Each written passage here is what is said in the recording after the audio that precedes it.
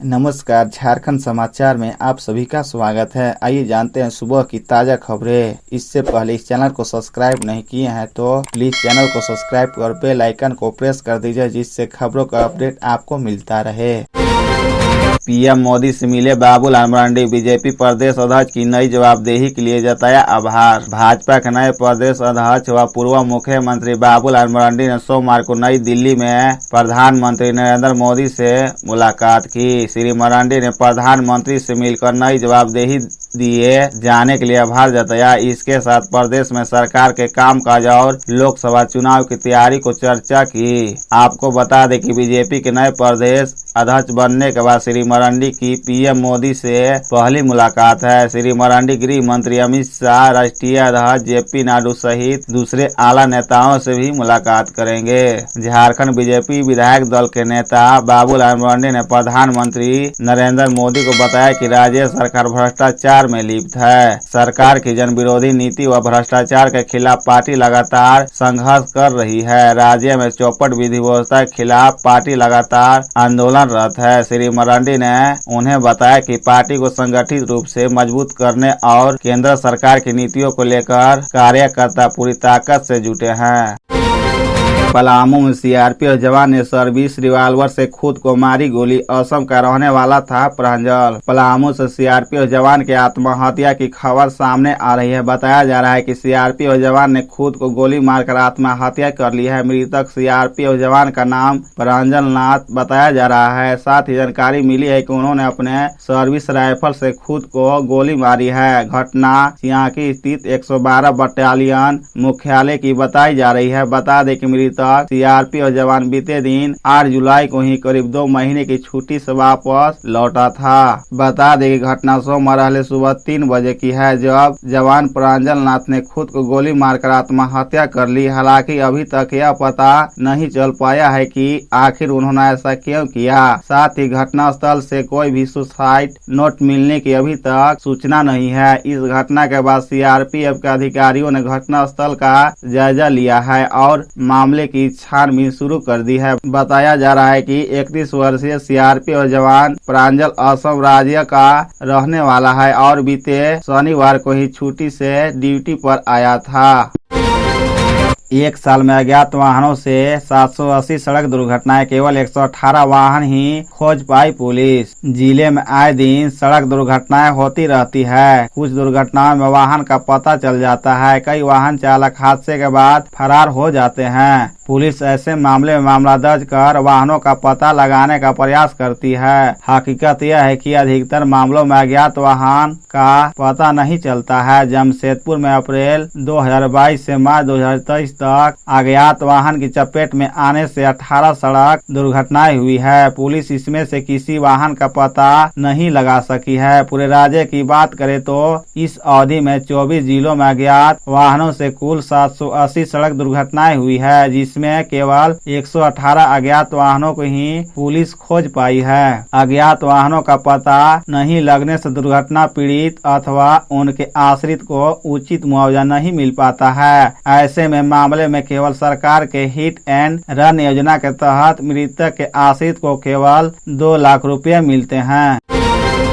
झारखंड में दिव्यांग, बुजुर्ग व बीमार व्यक्ति अब घर बैठे करा सकेंगे आधार का काम। बस पूरी करनी ए प्रक्रिया। बुजुर्ग, दिव्यांग और बिस्तर पर पड़े व्यक्ति अब घर बैठे आधार का काम करा सकेंगे। इन्हें आधार सेवा केंद्र जाने की जरूरत नहीं है। यह सुविधा UIDAI ने शुरू कर दी है। हालांकि इसके लिए थोड़ी प्रक्रिया पूरी करनी होगी और लोगों को अतिरिक्त चार्ज चुकाने होंगे। घर पर आधार का काम कराने के लिए ऐसे लोगों के परिजनों को सबसे पहले नजदीकी आधार सेवा केंद्र या रियाद भवन स्थित UIDAI के कार्यालय में आवेदन देना होगा। आवेदन के साथ डॉक्टर का मेडिकल सर्टिफिकेट, उम्र का प्रूफ या विकलांगता प्रमाण पत्र देना होगा। आवेदन पर मंजूरी मिलने के बाद किट मोमेंट की अनुमति UID के अधिकारी देंगे। इसके बाद तय तिथि और समय पर आधार के काम के लिए किट लेकर ऑपरेटर जाएंगे और आपका काम कर दिया जाएगा। शिव के जयकारे से गुंजा अमेश्वर धाम। सावन की पहली सोमवारी को 25,000 श्रद्धालुओं ने किया जलाभिषेक। बाबा अमेश्वर धाम में सावन की पहली सोमवारी को बड़ी संख्या में श्रद्धालु पहुंचे। लगभग 25,000 श्रद्धालुओं ने बाबा भोलेनाथ का जलाभिषेक किया। इसके लिए रविवार की देर रात से ही बड़ी संख्या में भोले बाबा के भक्त पहुंचने लगे थे। भक्त खुट्टी रोड में बनई नदी और तोरपा अनबरा बारी रोड में चुरगी नदी पहुंचे, जहां स्नान कर कंवरियों ने जल उठाया और पैदल अमेश्वर धाम पहुंचे।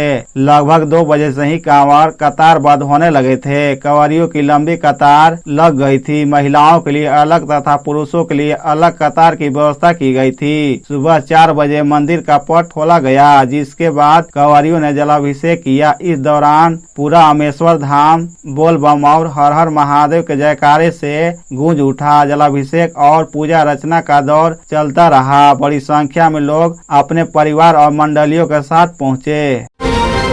विधायिका व कार्यपालिका में जरूरी है बेहतर कोऑर्डिनेशन, अफसरों की ट्रेनिंग में बोले सीएम हेमंत सोरेन। मुख्यमंत्री हेमंत सोरेन सोमवार को झारखंड विधानसभा के सभागार में विधि निर्माण की प्रक्रिया एवं कार्यपालिका का दायित्व विषय पर आयोजित 3 दिवसीय प्रशिक्षण के शुभारंभ कार्यक्रम में सम्मिलित हुए।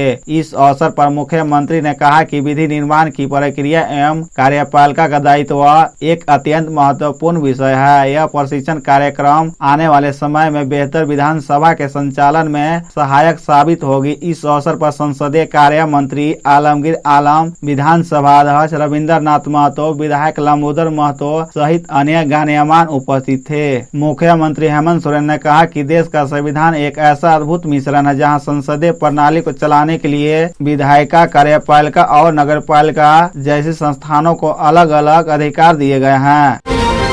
पहली सोमवारी पर रांची में हल्की बारिश का असर। 3 दिनों तक इन जिलों में भारी वर्षा। झारखंड में मानसून सक्रिय है। मौसम विज्ञान केंद्र ने येलो अलर्ट जारी कर कहा है कि संताल परांगना में 3 दिन तक 11, 12 और 13 जुलाई को कहीं कहीं भारी वर्षा होगी। बारिश का अलर्ट मुख्य रूप से संताल परांगना के 6 जिलों के लिए है। इसमें देवघर, दुमका, गोड्डा, जामताड़ा, पाकुड़ और साहिबगंज जिले शामिल है। हालांकि इसका असर आसपास के जिलों में भी दिख सकता है। गिरिडीह गांव प्रखंड में पिछले दिनों रुक रुक कर हो रही बारिश के कारण नीमाडीह के इंद्रदेव यादव का घर गिर गया। राहत की बात यह रही कि जब घर गिरा उस समय परिवार के सभी लोग घर के बाहर आंगन में सो रहे थे। घटना में घर में रखा अनाज सहित अन्य सामग्री बर्बाद हो गई। पूरा परिवार पड़ोसी घर में शरण लिए हुए हैं। इधर घटना की सूचना पर मुखिया प्रतिनिधि पंकज यादव पीड़ित परिवार से मिले। वह वीडियो से तत्काल पीड़ित परिवार को अम्बेडकर आवास योजना का लाभ दिलाने की मांग की।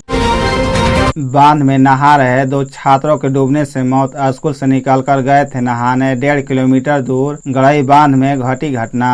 पिपरा प्रखंड तेंदुई पंचायत अंतर्गत गोरियावाटा मौजा के गड़ई बांध में नहाने के दौरान 2 स्कूली छात्रों की मौत हो गई। दोनों स्कूल से निकलकर नहाने गए थे। घटना के बाद छात्रों के परिजन और स्थानीय जनप्रतिनिधि तथा लोगों ने दोनों स्कूल में जमकर हंगामा किया। ग्रामीणों ने बच्चों की मौत के लिए शिक्षकों को जिम्मेदार ठहराया। आरोप लगाया है कि शिक्षकों की लापरवाही से बच्चे स्कूल से बाहर निकले और फिर नहाने चले गए। अभिभावकों ने इस क्रम में कई अन्य आरोपी भी शिक्षकों एवं प्रबंध समिति के अध्यक्ष पर लगाए।